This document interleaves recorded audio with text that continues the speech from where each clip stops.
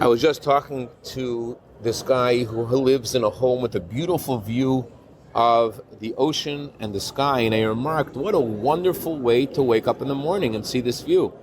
His ice bucket cold response was, it's not exactly exciting every morning. I don't even see it.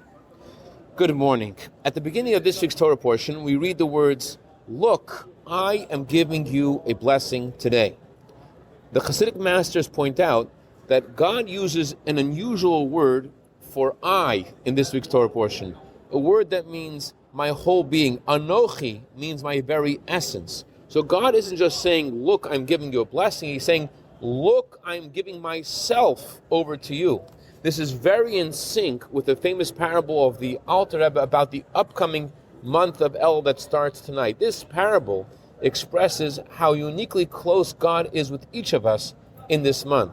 Imagine trying to visit a king in the palace, the endless red tape and protocol, and even when getting the audience, you're not sure which lawyer you need to speak to create the perfect pitch to ask the king to provide the thing that you're looking for. But then there's a different set of circumstances. Instead of the king being in the palace, the king visits the field. He is accessible to all, and not just physically. He loves his people so much that he leaves the comfort and ambiance of the palace to speak to and to be closer to his people. So it's far more than just being accessible. The king greets everyone with a beautiful smiling face and is interested to hear the requests of each member of his people. And here's where the title of the Torah portion, Look, comes in. God is saying, look beyond the physical veneer of the world around you. Realize the closeness you are being granted. In fact, the title of the Torah portion, Re'eh, actually is numerically equivalent to the word secret and the word light.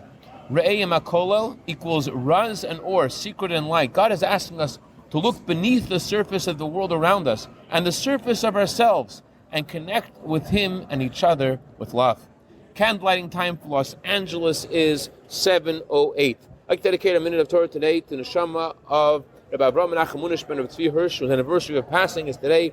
May his neshama have an aliyah. May he be good to better on behalf of his family for all good b'seich Klal Yisrael. Have a wonderful Shabbat and wonderful Chodesh.